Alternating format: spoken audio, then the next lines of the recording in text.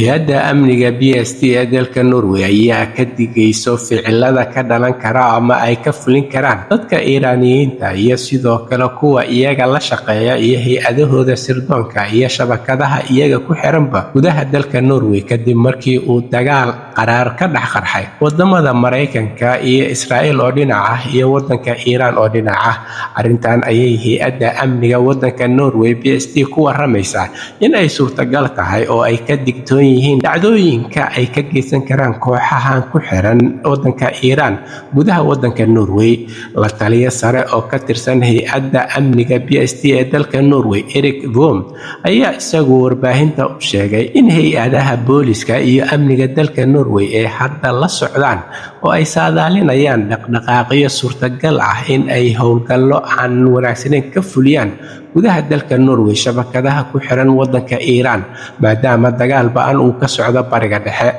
Waxa uuna la taliyahan sare ee hay'adda amniga uu intaa ku daray in ay shabakadaha ay isticmaalayaan Iiraaniyiintu ay yihiin kuwa dambiyada iyo falalka amni darrada ka geysta qaaradda Yurub. Waxa uuna sheegay shabakadahan dambiyada ay yihiin kuwa aad u khatar badan oo ah shabakada aan si fudud lagu kala furdaamin karin loona ogaan karin xogahooda. Waxa ayna ku sugan yihiin guud ahaan wadamada Yurub iyaga oo ka ganacsada daroogada, hubkana uu u fudud yahay in ay helaan falalka amni darrada iyo xasilooni darradana ay fulin karaan. Waxa uuna intaa ku daray in hay'adaha amniga iyo sidoo kale sirdoonka iyo booliska dalka Norway ay heegan buuxa ugu jiraan dhacdooyinkan oo ay qiimeyn iyo sidoo kale joogteynba ku hayaan dhaqdhaqaaqyada kala duwan ee ka dhacaya gudaha dalka Norway oo ay geysan karaan hay'adahan iyo shabakadahan kala duwan. Arrintan ayuu sidoo kale Erik oo ah la taliye sare oo dhanka hay'adda amniga ee BST ku sheegay in jilayaashan ama shabakadahan ay leeyihiin xorriyad weyn oo dhaqdhaqaaq